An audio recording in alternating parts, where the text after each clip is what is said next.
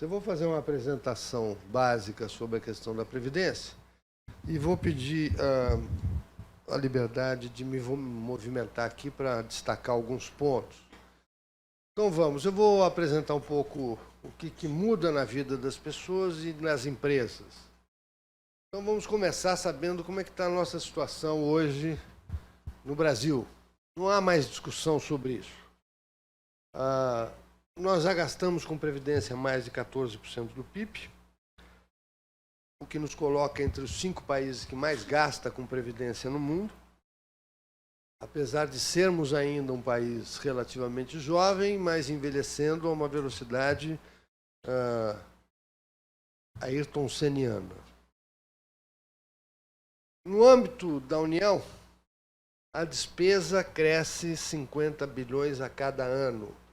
Para que os senhores tenham uma ideia, só o aumento de despesa na União é mais do que um programa Bolsa Família por ano. Isso é o aumento de despesa. Algumas estimativas acerca de uma CPMF nos moldes que nós já tivemos indicam que a arrecadação potencial seria de uns 45 a 48 bilhões. Isso significa que só para manter o nível de despesa, ou seja, todo o aumento fosse coberto por um novo tributo, a gente teria que criar uma nova CPMF a cada ano. Então, uma no primeiro ano, 2 no segundo, 3 no terceiro e assim sucessivamente. Bom, como eu disse, aumenta 50 bilhões a cada ano e já representa mais de 50% de todo o orçamento federal. Nos próximos 5 anos, deve atingir 80% do orçamento, dando, digamos assim, um golpe fatal ao funcionamento do Estado no Brasil. Quando eu digo um golpe fatal no funcionamento do Estado, eu estou me referindo à União, porque os Estados já estão completamente sufocados.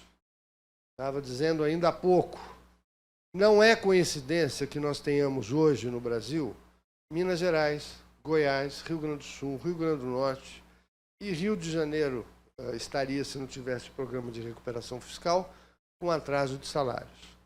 Junto com eles estarão ainda este ano pelo menos umas 4, 5 novas unidades federativas. E por que isso? São todos governantes incompetentes? São todos governantes ladrões? Não.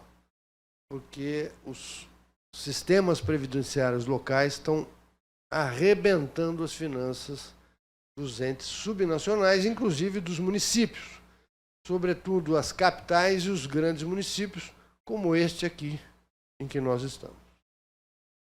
Bom, o déficit consolidado da Previdência é de 5% do PIB. Portanto, senhores, como vocês sabem muito bem, o nosso primário é negativo em 1,7.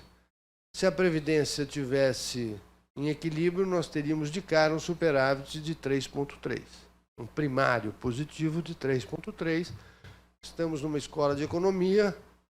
Eu imagino que a macro aqui não seja uma macro muito heterodoxa. Isso significa que temos um primário de 3,3 positivo, teria impactos bastante relevantes na curva de juros, no custo do investimento, na vida das pessoas, no emprego dos trabalhadores e na atividade das empresas.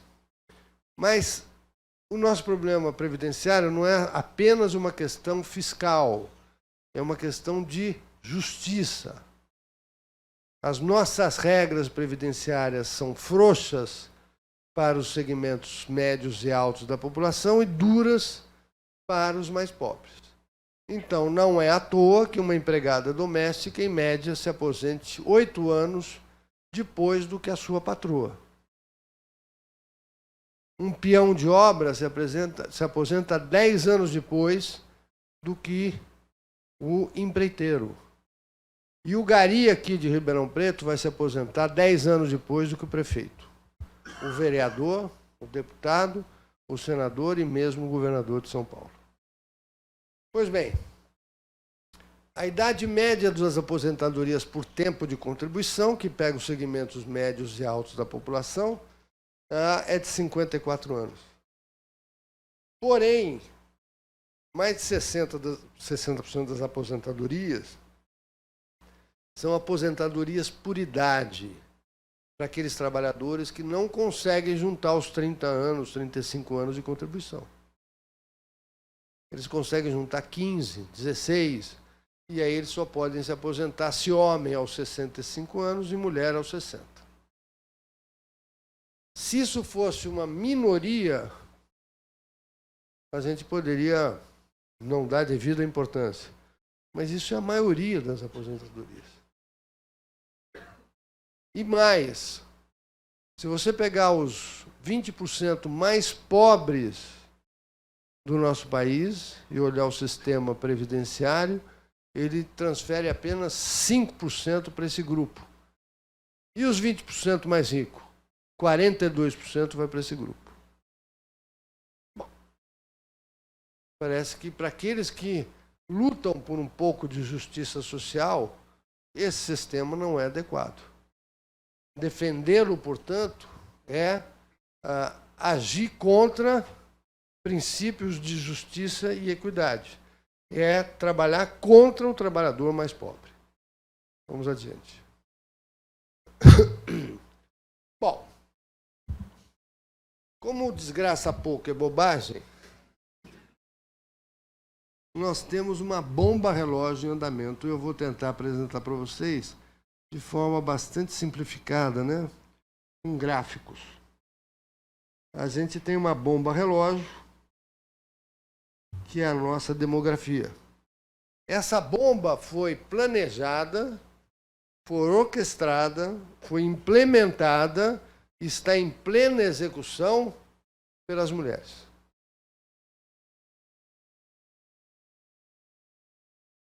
As mulheres fizeram uma revolução no país. Silenciosa. Elas, de repente, decidiram que não iam ter mais filhos. A gente nem se deu conta. Mas o fato é que, para aqueles que, como eu, nasceram na década de 50, as nossas mães, em média, tinham 6 filhos. E hoje, uma mulher em idade reprodutiva, ela tem, em média, 1,78 filhos. Como precisamos de 2 para fazer 1, se a taxa de fecundidade é inferior a 2, a população começa a cair. E é o que vai acontecer em breve. Então, já na década de 30, a população total do Brasil vai começar a declinar. Bem, ao contrário do que se imaginava quando eu era estudante, discutia-se à época, nas faculdades de economia, Brasil afora, aquilo que se chamava de explosão demográfica. O temor é que o Brasil pudesse chegar a uma população de 400, 450 milhões de brasileiros.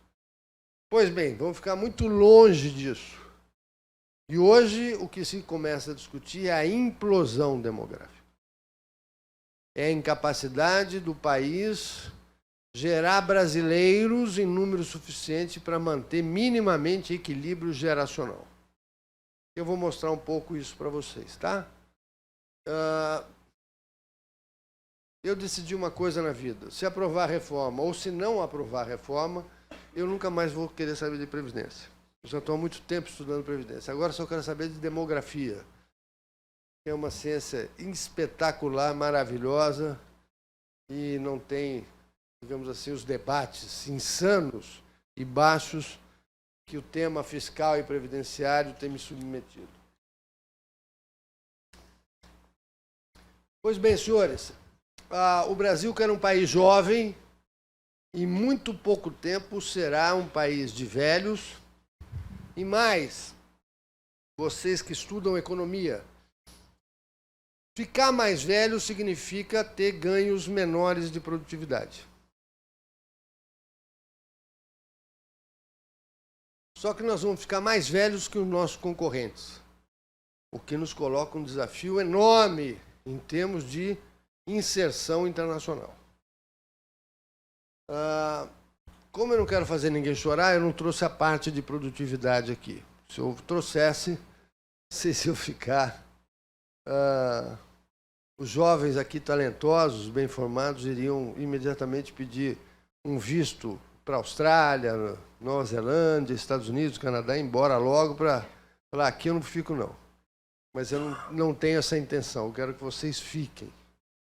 Bem, então vamos olhar um pouco como é que é a demografia no Brasil, essa bomba relógio. Mas antes disso, eu vou dar algumas informações adicionais sobre os regimes próprios que afetam a União, estados e municípios.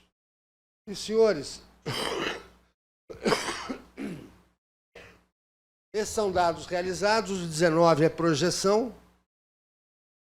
Eu quero chamar a atenção do que ocorre com o resultado financeiro, ou seja, o déficit anual consolidado de estados mais Distrito Federal, que em apenas 4 anos, de 2015 a 2019, passará de 60 bilhões para 144 bilhões, espantoso crescimento de 137%, que é um ritmo para lá de chinês.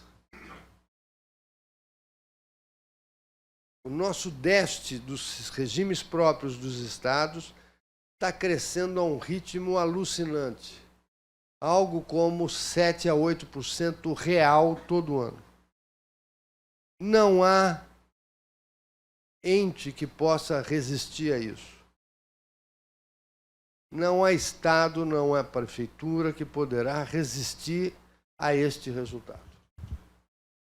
E, senhores, quero chamar a atenção de vocês que são jovens estudantes.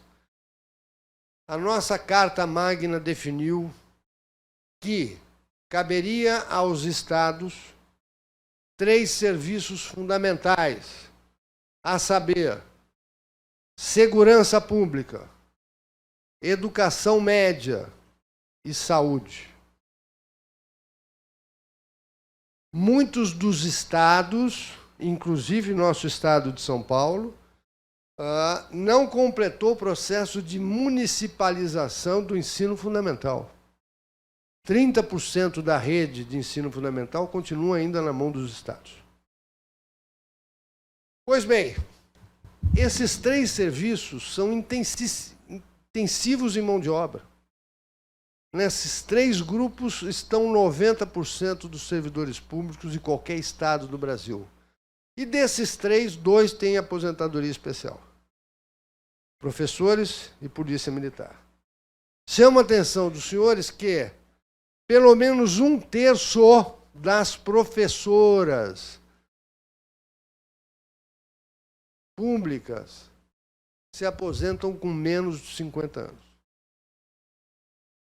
1/3, pelo menos. Praticamente 70% delas se aposentam até 52 anos. E as moças, como vocês sabem, vivem mais do que nós, rapazes. Elas nos matam. Muita dor de cabeça.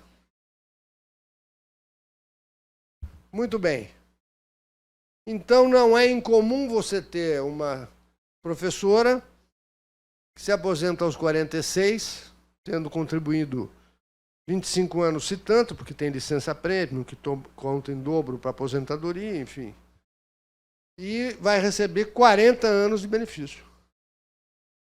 Ora, vocês que aqui o curso de economia tem um pouco de matemática, econometria, não tem?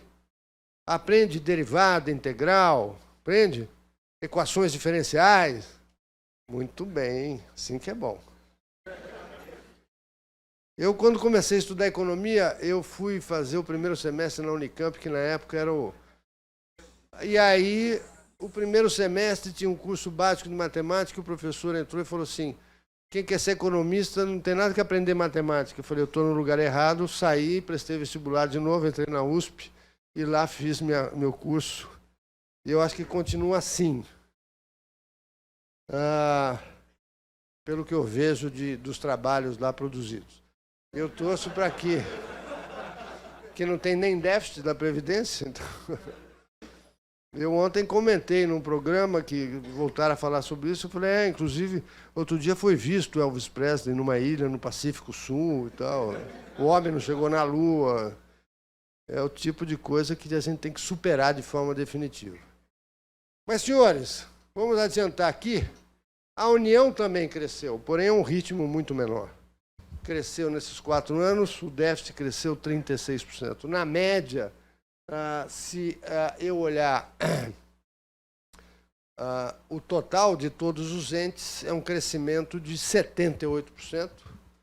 Em 4 anos, é um crescimento nominal de 17% ao ano, quase. Portanto, senhores, ou a gente faz uma reforma da Previdência, ou vocês terão a experiência, ainda que preliminar, de viver aquilo que ensejou um clássico chamado Leviatã. Vamos conhecer a barbárie. E aqui eu não brinco, não. Se um Estado é incapaz de prover minimamente segurança pública, saúde e educação, nós estaremos na barbárie. Muito bem, vamos adiante. Vamos agora olhar um pouco aquilo que tem me fascinado. Eu vou desviar alguns de vocês para a demografia. Mas vocês podem complementar, né? Serem economistas que sabem um pouco de demografia, tá? Então vamos brincar um pouco com o Brasil. Eu vejo que tem alguns, como eu, já de cabelo branco e pouco cabelo. Se eu apresentasse uma foto minha quando jovem, era que nem ele, assim, cabeludo e tal. Retinho. Eu gosto de dizer para os meus alunos que ficar velho não é bom. Eu sei disso. Mas ficar velho e pobre deve ser horroroso.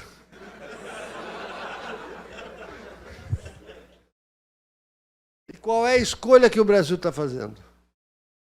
Exatamente essa. Nós estamos escolhendo de forma bem reiterada sermos velhos e pobres. Não vai ser bom. Mas vamos ver a demografia. 1980. Aqui, se eu perguntasse para vocês, pedisse quem nasceu antes de 1980, levanta a mão. Vão aparecer os 2 ou 3 só. Chega. Pois bem, em 1980, esta era a situação resumida da demografia brasileira. Nós tínhamos 45 milhões de crianças, tínhamos 66 milhões de adultos, muito concentrado na faixa de 20 a 30 anos, e tínhamos apenas 7,2 milhões de idosos. Em demografia e também na área previdenciária, é possível, existe uma estatística chamada razão de dependência demográfica, cujo inverso me dá essa estatística aqui, a quantidade de ativos que financia cada um dos inativos. Então, neste momento, nós tínhamos 9,2 ativos para cada um dos inativos. Então, o peso sobre cada um dos trabalhadores para financiar o sistema previdenciário era baixinho. É que nem carregar caixão. 9 para carregar um caixão, não tem problema. Todo mundo carrega. Mesmo defunto pesado, a gente aguenta. 9. Muito bem. E por que eu escolhi 80? Porque ele é um ponto, vocês vão ver aqui distante na minha estatística. A próxima estatística é agora, 2020. Nós estamos a 1 ano de 2020. O número de crianças caiu ligeiramente. O número de adultos mais do que dobrou. Eram 66 e agora seremos 138 milhões. Mas o número de idosos multiplicou por 4. Isso fez com que esta razão caísse para 4,7. Agora ficou mais pesado carregar. Senhores, para aqueles que, como eu, vivemos os 80, De lá para cá passou assim, né? Foi rápido, parece que foi ontem. Quando eu olho 40 anos para frente, parece que é muito distante, mas vai passar rápido também. E como é que seremos em 2060, que é o último ano de projeção do IBGE? Por favor. 2060. Olha o número de crianças, senhores. É quase a metade do que era nos anos 80. O número de adultos terá diminuído. Lembra? Era 138 milhões. Vai cair para 116. Perderemos 20 milhões de braços e mentes disponíveis para produzir riqueza. E o número de idosos terá multiplicado por 3. Isso fará com que haverá apenas 1,6 ativo para financiar cada inativo.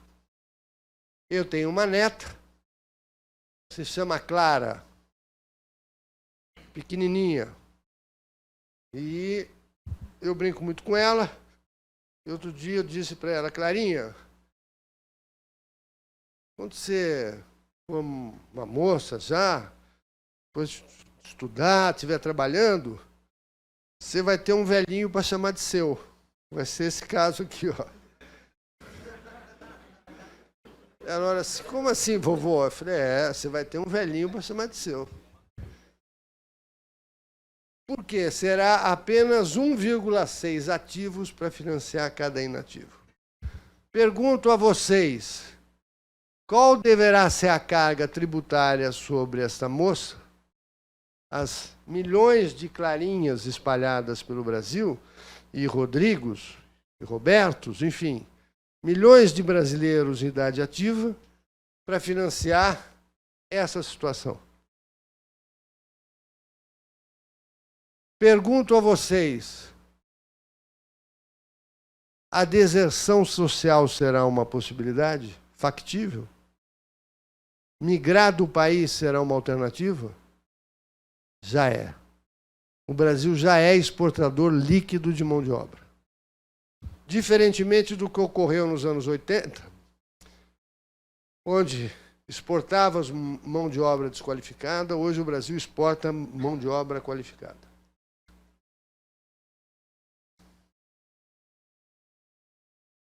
Então, fazer a reforma da Previdência significa dar oportunidade para vocês, jovens.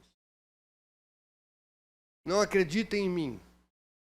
Acreditem no estudo que vocês fazem, de forma séria e aprofundada, e vocês verão que aqueles que querem vender o peixe de que não precisamos de reforma, que não tem déficit, conspiram contra vocês. Porque caberá a vocês sustentar esse sistema. Muito bem, vamos adiante. Mas o envelhecimento no Brasil, diferentemente do que querem dizer alguns desses arautos do conhecimento alternativo, esse envelhecimento não está concentrado em São Paulo ou em Santa Catarina. Por favor, vamos dar uma olhadinha. Isso aqui é esperança de vida ao nascer, por unidade da federação, em 2020. A unidade da federação que tinha menor esperança de vida é Maranhão. A que tinha maior esperança de vida, Santa Catarina, respectivamente. 71,67 anos e 80,21, uma diferença de 8,54, desvio padrão de 2,52. Muito bem. Qual é a projeção do IBGE para 2060, nessa mesma estatística? O menor vai ser Piauí, o maior continuará sendo Santa Catarina, mas reparem que o máximo cresceu, o mínimo cresceu, porém o mínimo cresceu muito mais, e a diferença caiu em um ano. E o desvio padrão caiu em 20%, se eu não estou enganado. Algo desse tipo. Pouco menos. Fazendo com que, inexoravelmente, o que nós estamos caminhando é para uma igualdade de esperança de vida ao nascer. Mas, ainda assim, alguém poderá dizer, mas, Paulo Tafner, ainda assim tem diferença de 7 anos. Mas isso é esperança de vida ao nascer. O que será que faz com que haja tanta diferença entre o Maranhão aqui e Santa Catarina aqui? Ou o Espírito Santo que está aqui? Por favor, próximo slide. Isso faz a grande diferença. Isso, senhores, é a probabilidade de que um nascido vivo não complete o primeiro ano de vida. Senhores, olhem lá o Espírito Santo ou Santa Catarina. A probabilidade de não completar o primeiro ano com vida está na casa de 8%. E no Maranhão, Rondônia, Amapá, está na casa dos 20%. É quase 3 vezes mais. Então, se a mortalidade infantil, esse mal sórdido que nos afeta especialmente nos estados do Norte e Nordeste, ceifa a vida de crianças ainda na sua fase de formação até enquanto ser, do primeiro ano de vida, é isso que afeta a esperança de vida ao nascer. Mas por mais cruel e triste que isso seja, o fato é que a previdência não é para quem morre no primeiro ano de vida, nem no segundo ano de vida. A previdência é para aqueles que sobrevivem.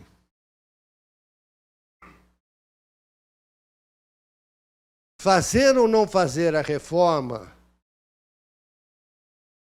nada tem a ver com mortalidade infantil e com a diferença de esperança de vida. A bem da verdade, vai fazer diferença sim.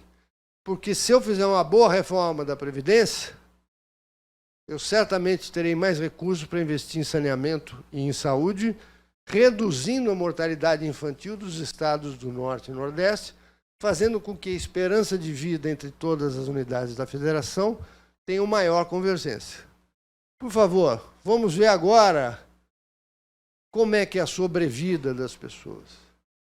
Aqui eu peguei 2 estados representativos do Sul Maravilha e do Nordeste atrasado. Santa Catarina e Piauí. Peguei homem, mas eu tenho para mulher e tenho para todos os estados da Federação. De fato, ao nascer, a diferença é de quase 10 anos. Mas o que acontece à medida que eles vão sobrevivendo? As curvas vão se aproximando. E aos 65 anos, senhores, a diferença é de aproximadamente 3 anos, e não 10. E a cada ano isso está se estreitando. Então, se o indivíduo chegou no Piauí aos 60 anos, a chance dele sobreviver por mais 20 é quase igual a de um paulista ou de um catarinense. A diferença de 1 ano e meio a 2, hoje, para qualquer unidade da Federação, aos 65 anos, a esperança de sobrevida, a maior diferença é de 2 anos, hoje. Todas as demais unidades da Federação têm diferenças entre 0 e 2 anos da maior para menor. E, basicamente, aí se deve a um outro fenômeno, que são a causa-mortes, são devidas às causa-mortes da terceira idade. Como os senhores sabem, aquilo que mais mata idoso são 2 doenças: neoplasias e demência. Pois bem, são exatamente no sul e sudeste onde estão os melhores centros de tratamento, particularmente de neoplasias. E pergunte para qualquer oncologista qual é a diferença de sobrevida de alguém com câncer quando se descobre o câncer no começo, no meio ou no fim. Para a terceira idade, é aproximadamente 2 anos. Então, é basicamente aí que está concentrada a explicação dos 2 anos que ainda remanescem a partir dos 65 anos de idade. Vamos adiante.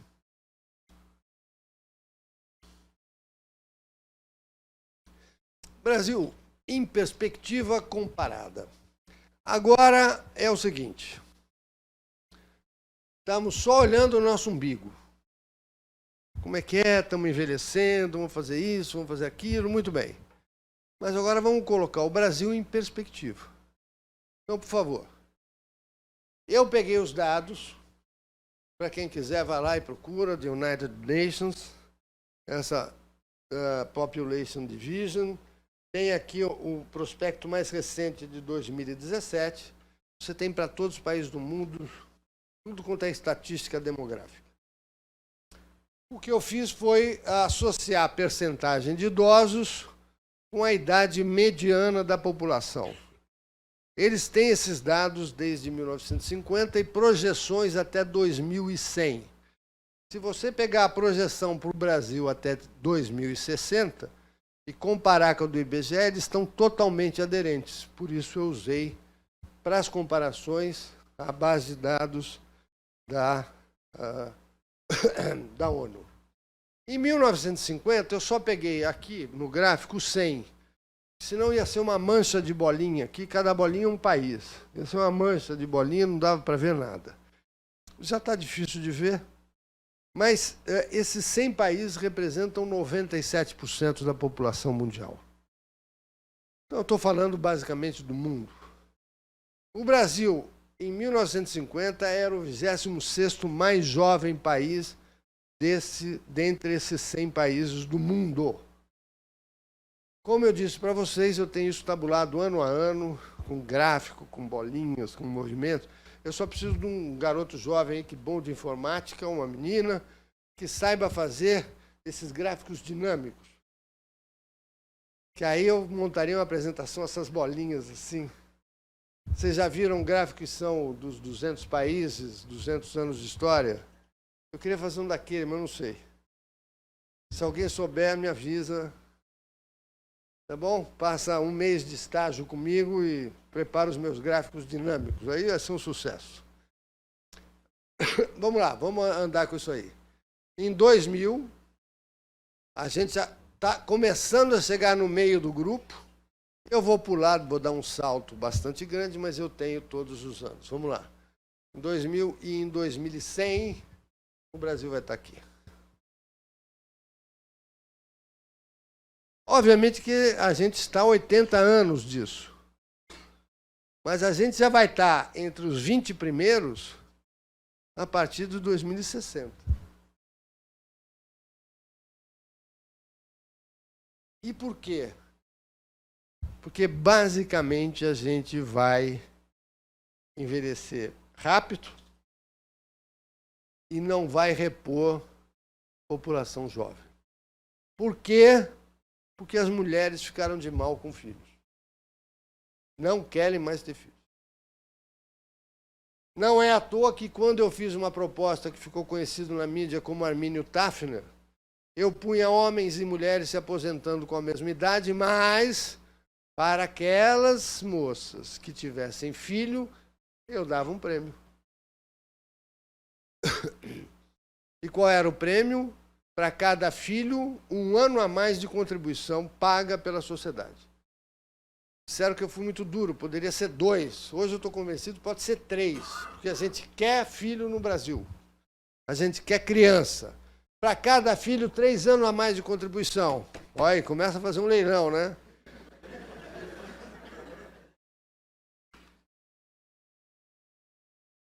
Porque a verdade é o seguinte, vocês vão ver mais para frente os gráficos legais que eu preparei, tá?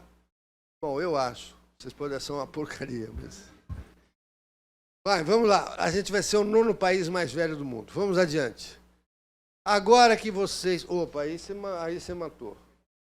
Aí se estraga. Eu já não sei fazer, você piora. É só um clique.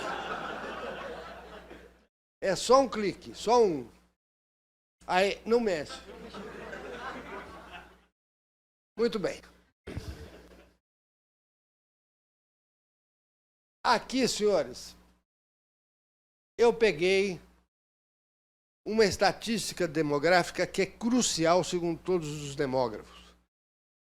Quando num grupo populacional a percentagem de idosos é até 10%, o país é jovem. Entretanto, quando é 30% ou mais, é um país envelhecido. O que eu fiz? Para aquelas 200 de países, eu calculei qual foi o tempo em anos necessários para que o país saísse de 10% para 30% de idosos. E o que encontrei... Olha lá, senhores. Bélgica demorou para sair de 10 para 30, 162 anos. A Suécia, 158. Mas aí vão dizer, você só está pegando os países europeus, escandinavos. Tá bom. Vamos pegar o Canadá. O Canadá está ali, 114. A Alemanha, 90. Mas vamos pegar aqui, ó, Equador, 71 anos. Vamos pegar o Peru, 68 anos. Vamos pegar o Chile, 59 anos. E o Brasil, 48. Nós já estamos na segunda década.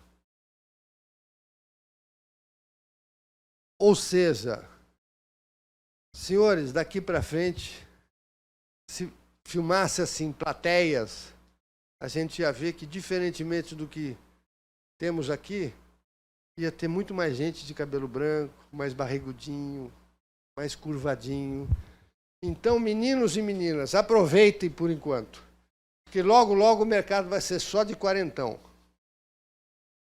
É isso, não vai ter mais rapaziada.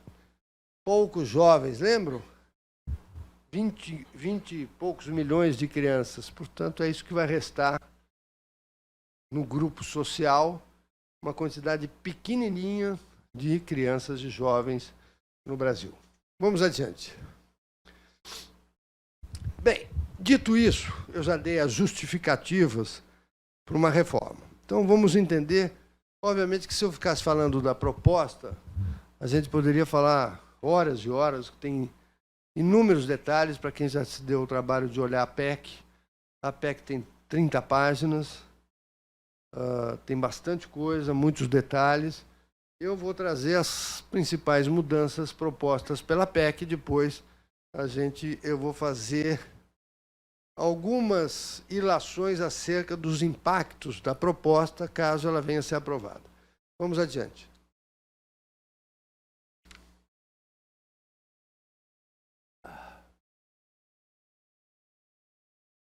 Para começar a brincadeira, um choque de realidade. Eu gosto de trazer esse quadro porque outro dia eu estava na USP, São Paulo, dando uma palestra, e uma mocinha, muito bonitinha,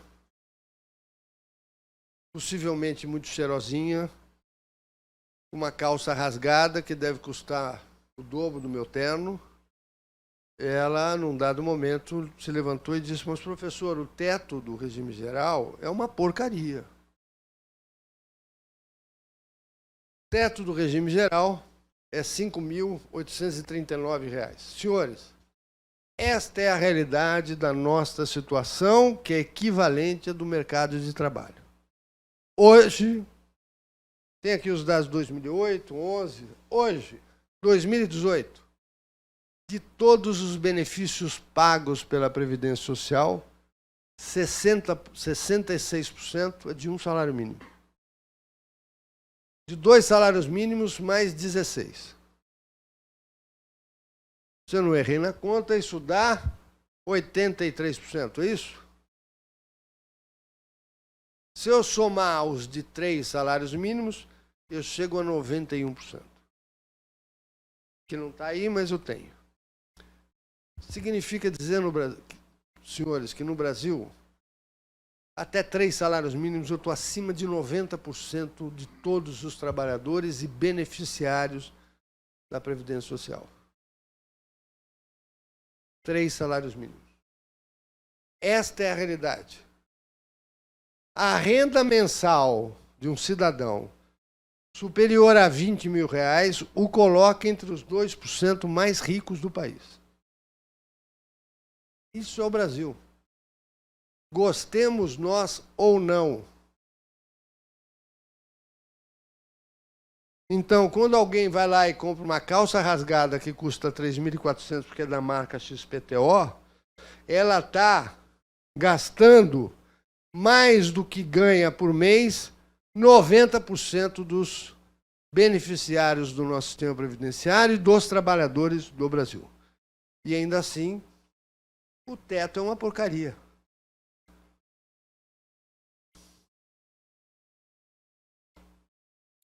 Vamos em frente. Então, diante desta realidade, o que é a proposta? Primeira coisa, estabelece uma idade mínima que, convenhamos, não é exagerada. 65 anos para homem e 62 para mulher, e exige-se, passa a se exigir, 20 anos de contribuição. No caso do rural, o homem já é 60 anos, eleva para a mulher, que hoje é 55, para 60 anos, e passa a se exigir, daqui para frente, 20 anos de contribuição. É uma contribuição diferenciada, não é igual do trabalhador urbano.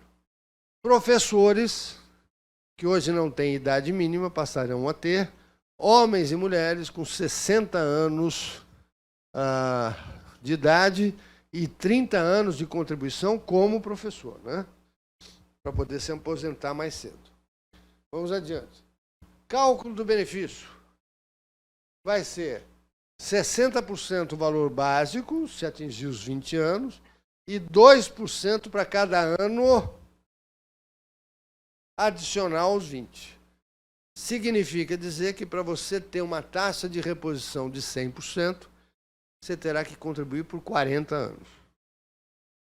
Então, se eu contribuir 40 anos em cima de 4 mil reais, então eu passaria a receber de aposentadoria 4 mil reais, desde que eu tivesse 65 anos de idade e 40 anos de contribuição. Tudo bem? Bem, vamos adiante. Para servidores públicos, regra geral, 65, 62, que é igual, com pelo menos 20 anos de contribuição, e também professores igual do setor privado. Devo salientar que na PEC também acaba com todos os penduricalhos. Por exemplo, licença-prêmio não poderá ser contado em dobro, como é comum hoje no serviço público. Vamos lá. Bom, as regras de aposentadoria e pensão permanecem as mesmas para os que já recebem o benefício ou já cumpriram os atuais requisitos. Então, não mexe em direito adquirido. São propostas 3 regras de transição para aposentadoria por tempo de contribuição no regime geral e uma única regra de transição para os regimes próprios, que é basicamente a idade. A idade que vai aumentando progressivamente para homens e mulheres. O segurado poderá escolher qual é a regra de transição que ele vai utilizar para se aposentar. Basicamente, aqueles que estão há 10 anos ou menos de se aposentar vão ter regra de transição. Quem está há mais tempo vai para a regra definitiva, que é aquelas que eu estabeleci. Eu não, eu retratei. Policiais. Vamos ter policiais e agentes penitenciários, ambos com uma idade mínima de 55 anos. Hoje não tem idade mínima. 30 e 25, a mesma coisa aqui. Tempo de exercício no cargo 20 e 15, aqui 20 anos para homens e mulheres. E aí tem uma separação que é para aqueles, antes de implementação do regime de previdência complementar, a remuneração vai ser pelo último salário, ou seja, a integralidade. Após a implementação, é o mesmo critério do regime geral, e os entes terão 2 anos para criar, obrigatoriamente, o regime de previdência complementar.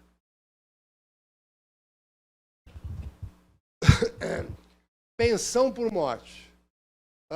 talvez os senhores não sabem, mas o Brasil é o único país do mundo para o qual uma viúva, se não tem filhos, ela recebe 100% do benefício que seria devido como aposentadoria ao seu marido, que morreu, e se ela tiver filho, também é 100%. Ou seja, não há distinção do valor do benefício em função do número de dependentes. Isso é uma anomalia. No mundo inteiro, se tem filho, ganha mais, se não tem filho, ganha menos, em alguns casos, sequer ganha. Muito bem. Então, como é que vai ser? Hoje é assim, ó, no RPPS, 100% até o teto, mais 70% que excede a parcela do teto. E no regime geral, 100% do benefício. Como é que está sendo a proposta? Vai ser assim, ó. Se não tem dependente, 60%. Se tem filho, 10% para cada filho até o limite de 4 e prefazendo 100%. É uma regra razoável. Em muitos países do mundo, por exemplo, o benefício básico de pensão é menos de 50%.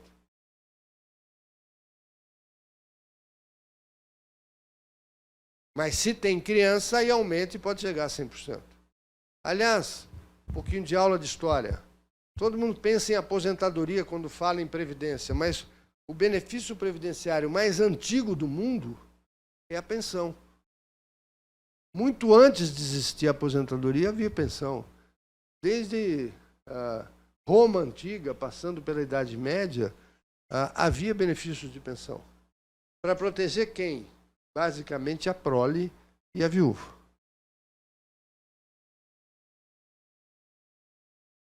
E o benefício era maior se tivesse mais crianças. Menor se não tivesse crianças.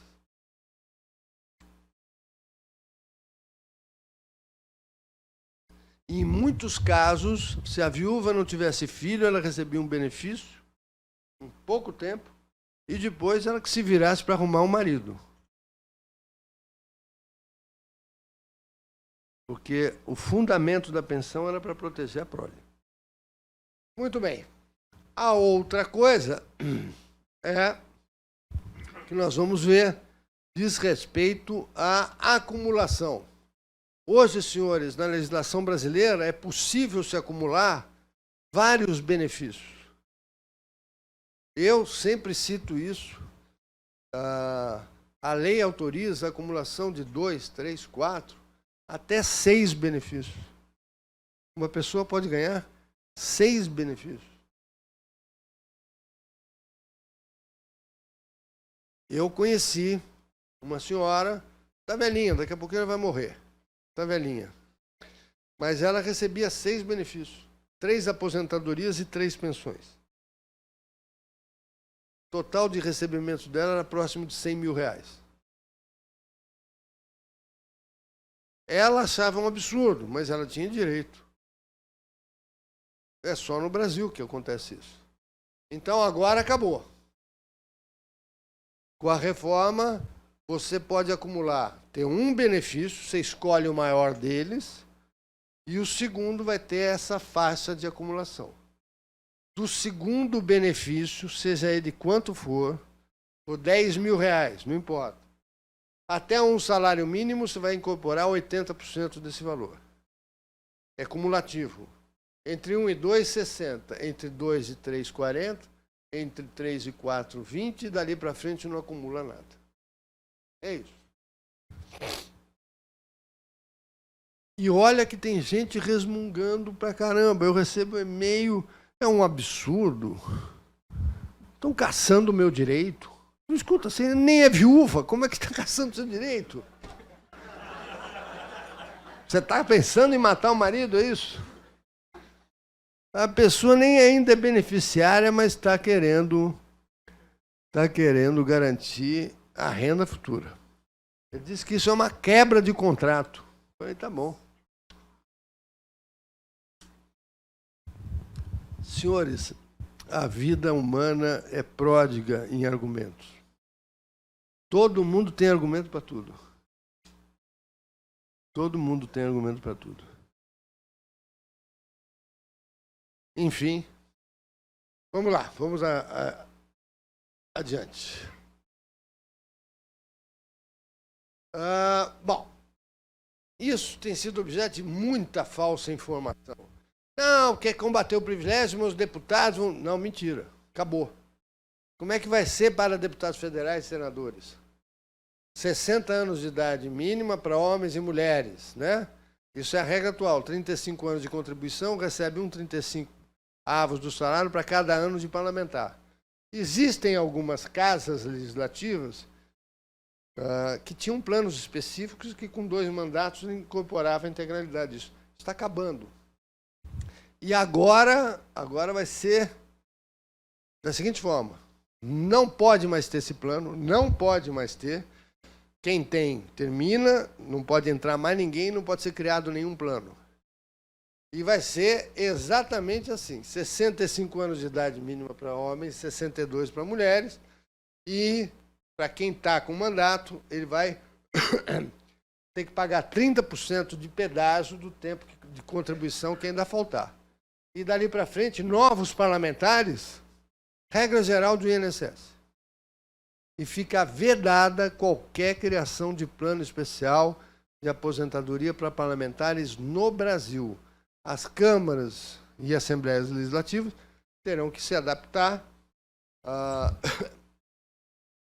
O governador vai ter que propor uma lei específica para eles, para como é que vai ser o phasing out dos atuais, daqueles que têm, né? Nem todos têm.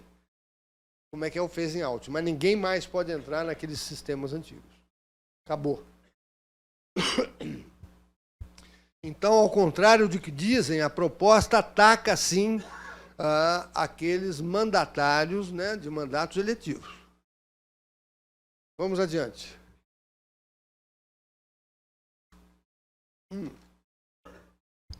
E esse é um ponto que está gerando muita polêmica, que é o BPC, benefício de prestação continuada, que é um benefício assistencial, que hoje as pessoas recebem a partir dos 65 anos, homens ou mulheres, e eles recebem a partir de então um salário mínimo. A proposta que o governo fez foi antecipar o benefício a partir dos 60, um valor fixo de R$400, obviamente que isso corrigido monetariamente todo ano, e a partir dos 70 um salário mínimo. Ele antecipa ganhando menos e postecipa ganhando mais somente aos 70 anos. Isso gerou muita polêmica, quer matar os pobres de fome, enfim. Provavelmente isso vai ser objeto de discussão e eventual retirada do projeto. Eu, pessoalmente, acho que dá para desenhar um pouquinho diferente disso, antecipando aos 62 e postecipando aos 68, com valores progressivos, de modo que nem aumenta a despesa, nem reduz a despesa, mas isso faz com que o bem-estar desses trabalhadores, são aqueles desqualificados, que não têm mais emprego a partir dos 55, 56 anos, alivia muito a condição de ausência de trabalho dessas pessoas. Bem, os impactos estão aí.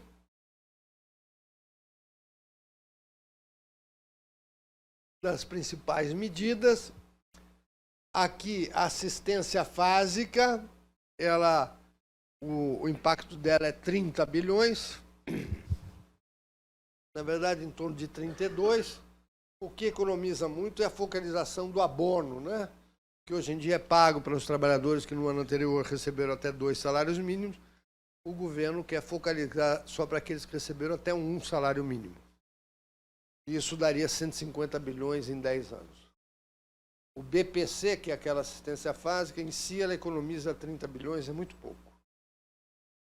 E aqui eu já ajustei das Forças Armadas, os números eram maiores, eu ajustei porque eu já considerei o plano de cargos dele que tiveram. Então a economia pequena dá 10 bilhões em 10 anos. Vamos adiante, que estamos chegando ao final. Alguns impactos previsíveis da reforma. Agora, o que eu estou prevendo que, se a reforma for aprovada, nós vamos ter? Vamos. Lembra que eu falei que eu fiz uns gráficos bonitinhos? Esse é um deles. Isso aqui é o impacto na vida laboral. Isso são os eventos importantes na vida de um homem. Frequência à escola, atividade econômica, aposentadoria e morte. É a história de uma vida. Então vamos lá, isso é bom. Ó. Se você pegar esta aqui, ó, com os dados do censo de 80, por exemplo, a frequência à escola, que esse azul, ele era assim, ó, bem baixinho. É uma vitória da sociedade brasileira. Estamos mantendo as crianças na escola, tem que melhorar a qualidade. Bom, com a reforma, o que vai acontecer? Está vendo? Essa verdinha é a aposentadoria. Tem um momento que cruza aqui com a atividade. Como as pessoas vão ter que trabalhar mais tempo, portanto, menos pessoas vão se aposentar mais cedo, que vão ter aposentadorias por invalidez, ainda o resíduo daqueles que estão em transição. Então, isso deve se deslocar para a direita. Então, daqui 10 anos, quando for feito não o censo de 20, mas o de 30, e comparar com esse gráfico vai estar deslocado para cá. Tudo bem? Vamos adiante. Bom, olha como é complicado. Ó. Tem muito mais curva, muito mais evento importante. Então, o que tem aí com a mulherada? Nós temos frequência à escola, atividade econômica, aposentadoria, casamento, maternidade e a morte. E por que eu pus esses dois eventos? Porque durante muito tempo se argumentou que as moças, ao casarem, eram retiradas do mercado de trabalho. Quando você analisa, não parece ser verdadeiro mais. No passado, você pega os censos de 70 e 80, isso acontecia. Casamento subia, atividade laboral despencava. Não parece mais ocorrer isso. Não parece. Então, o casamento já não afeta mais a participação da mulher no mercado de trabalho. Tudo bem? Mas o que nós estamos estudando agora com mais profundidade é a maternidade. A maternidade, no passado, afetava, até os anos 2000, afetava a inserção da mulher no mercado de trabalho. Hoje em dia, parece que está afetando menos, mas afeta a renda da mulher no mercado de trabalho. Ou seja, lamentavelmente, no Brasil, as mulheres, quando tornam-se mães, na média, perdem remuneração. Essa é a razão pela qual, na minha proposta, eu ia compensar a mulher por isso. Esse é um custo da sociedade. E premiar a mulher porque ela está trazendo a nós um bem precioso. Qual é o bem precioso? Um brasilino. Trouxe 2 brasilinos? Mais prêmio. 3? Mais ainda. Então está trazendo coisa boa, que é criança, e nós compensaríamos pelo fato de que ela tem perda de renda na média no mercado de trabalho. Mas não toda mulher. A mulher que não tem filho não seria premiada. Então é um estímulo indireto, inclusive, a mulherada ter filhos, os casais terem filhos. Tá certo? Muito bem. No caso da mulher, isso sim. Aí tem 2 efeitos que eu imagino que vão ocorrer. Este aqui, ó, deslocar para frente, o cruzamento de atividade econômica e a aposentadoria, também vai ser postergado, mas eu tenho a impressão que a taxa de participação feminina no mercado de trabalho vai subir um pouco. Vai subir um pouco. Por quê? Porque com a mudança na regra de acumulação, a renda total feminina vai cair bem. Veja só. Um homem com uma mulher.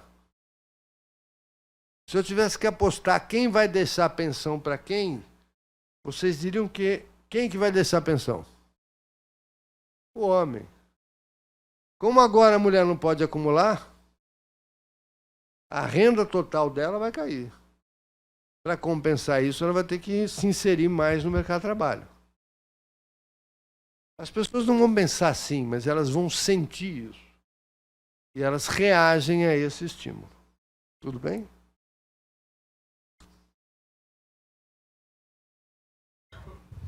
Bom, a outra coisa é a taxa de contribuição previdenciária.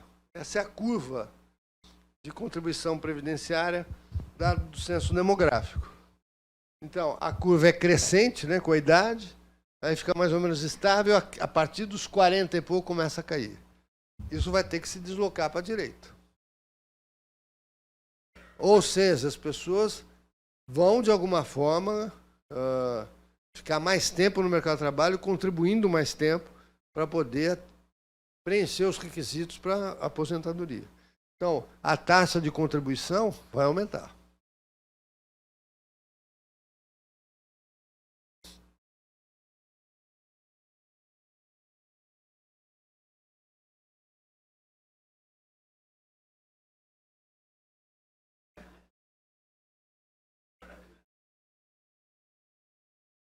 Eu me garanto, como dizia aquele personagem, uma assessoria me quebra, entendeu? Brincadeira.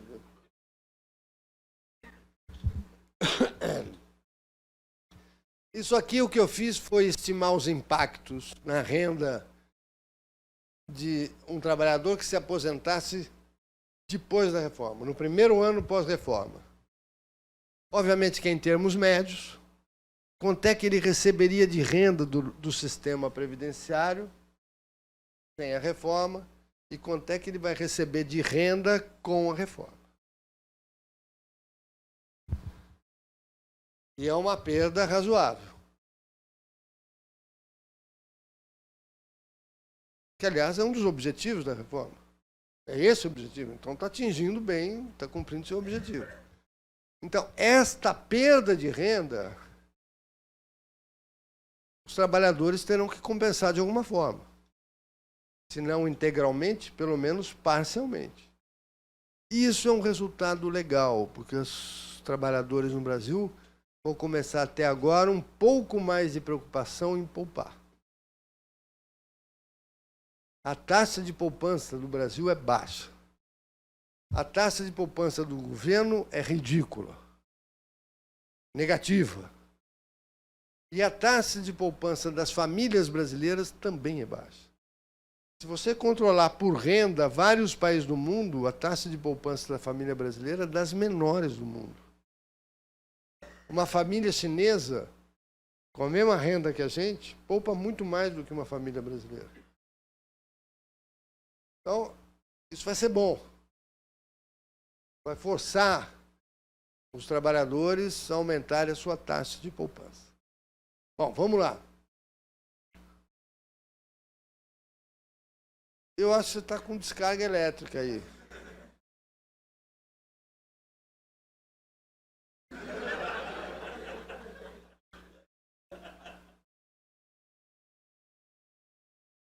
Muito bem.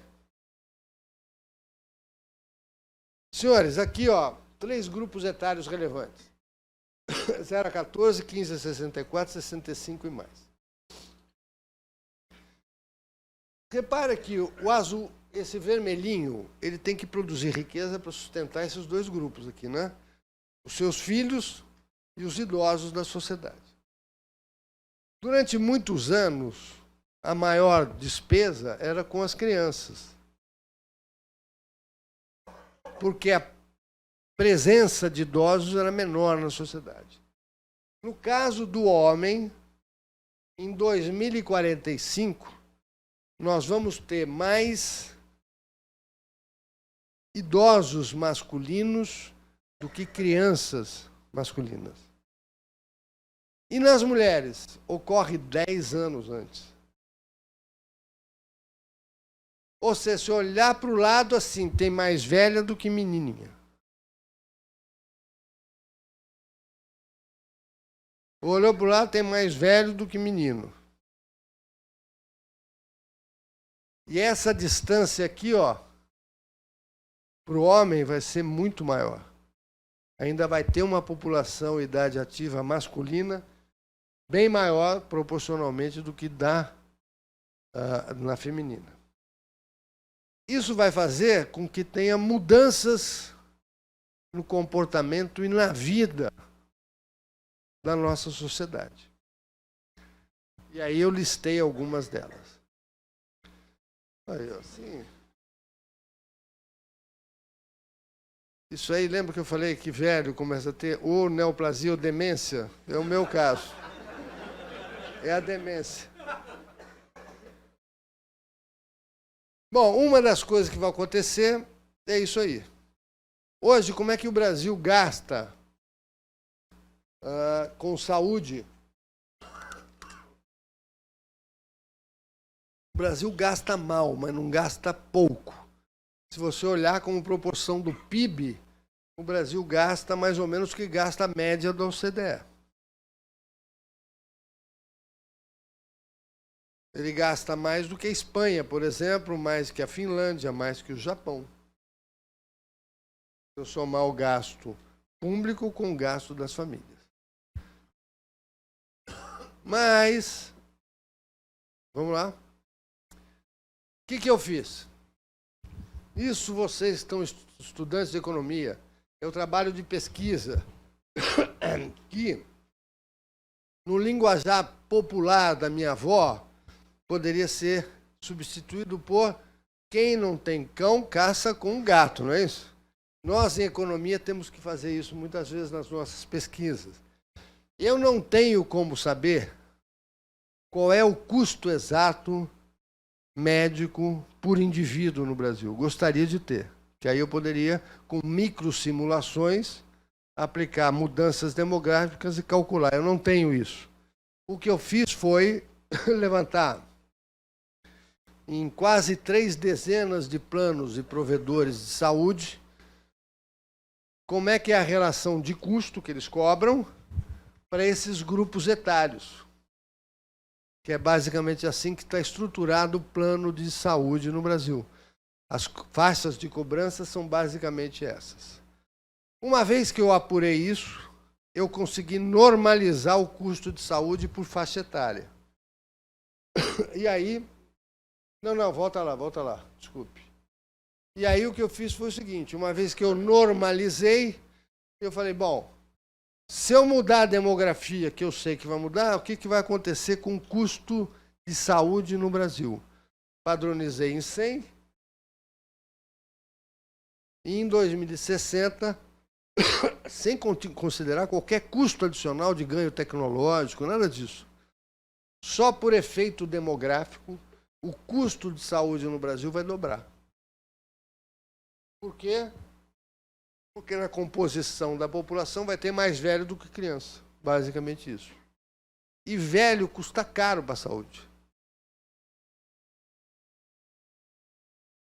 Então, senhores, se nós já gastamos 8% do PIB com saúde, isso vai dobrar. Ora, nós vamos ter que arrumar um jeito de financiar isso. Porque nós vamos ter muito mais idosos cujo custo unitário por saúde é muito maior do que o custo de crianças. Se a gente não fizer reforma da Previdência, que vai consumir todo o orçamento, como é que a gente pode pensar em melhorar a saúde? Não tem possibilidade. Em 2060, eu já estarei falando com Deus. Mas vocês estarão vivos. Se não fizermos a reforma, não vai ter dinheiro para cuidar de vocês. Se está ruim a saúde hoje, imagina como será daqui 30 anos.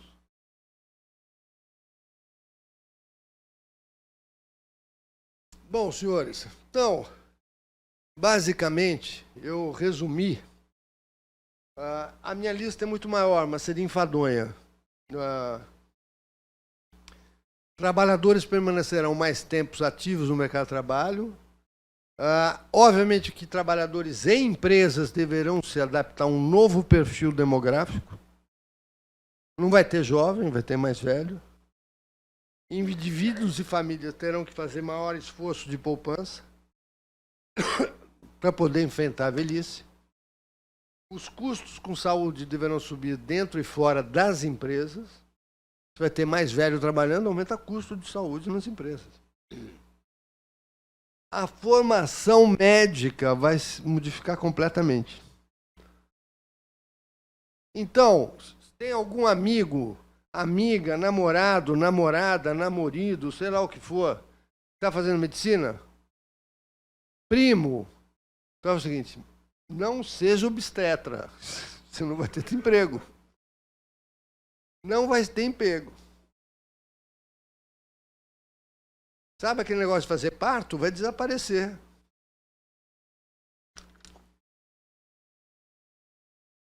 Bom, a explosão demográfica de idosos afetará os custos de saúde, aumento, a oferta de equipamentos profissionais e serviços. No caso de mulheres idosas, demandará cuidados adicionais, produtos e serviços específicos. Por quê? Porque o envelhecimento feminino ocorre ligeiramente mais cedo que os homens, com a menopausa, tem efeitos sobre o corpo da mulher que demandam cuidados muito mais intensos do que os dos homens. Então, o nicho nessa área vai crescer, muito. Bom, a dramática redução do número de crianças terá enormes impactos na educação, na segurança pública e na composição da mão de obra do setor público. Isso significa dizer o seguinte, vai sobrar escola vazia, vai sobrar professor. Como é que a gente faz? Você imagina o que deve ser, por exemplo, a pressão hoje para contratar 2.000 novos professores.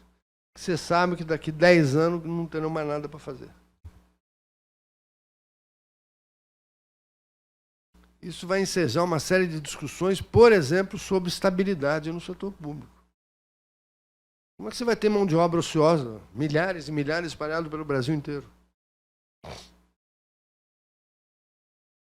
Então, a demografia vai nos impor uma série de reformas que a gente ou faz por bem e planejado, ou faz por mal. E fazer por mal é horrível porque os efeitos são deletérios para todo mundo. Vamos lá? Aí são as bolinhas, um pouco que eu estou pensando o que é positivo, negativo, mas pode ir direto, depois eu teria que explicar muito por que eu acho que tem mais negativo do que positivo, que não vem ao caso aqui. Tem coisas que são neutras, tem positivo e negativo, mas algumas coisas são mais positivas, outras mais negativas. É isso, muito obrigado, espero ter dado conta do recado. Um abraço.